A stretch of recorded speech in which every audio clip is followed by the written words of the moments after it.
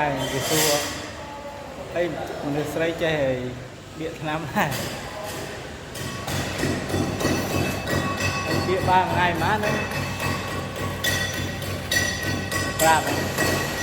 ra bóng bao nhiêu ba ngày má người xây chơi ban ngày đọc ram bạn chơi gặp rồi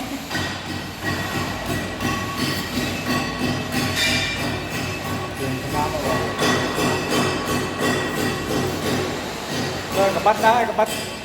à về mà quay mà đi mà không không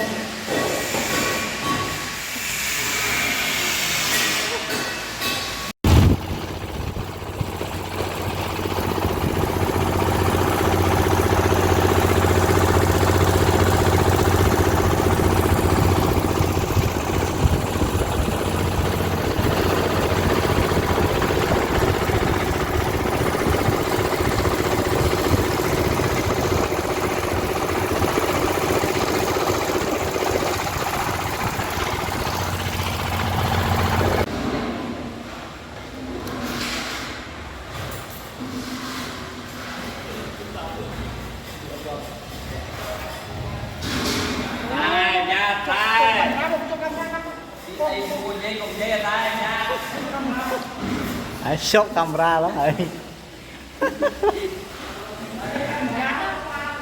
trong năm ra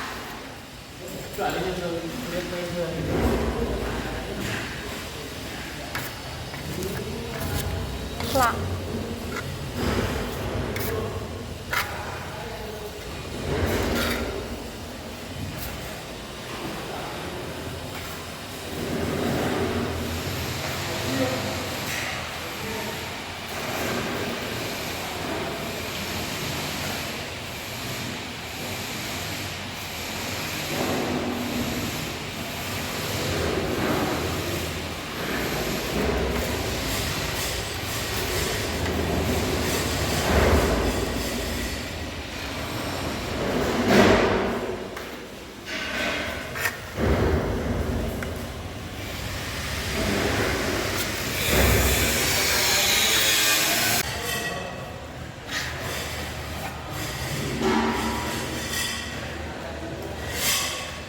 ai cái xu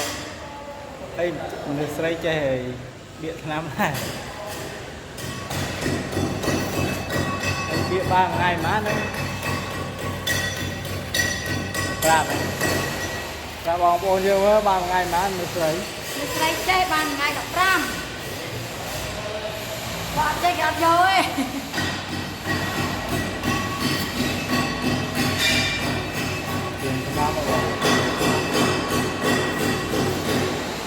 rồi các bắt đấy các bắt à về mà quay mà đi mà không không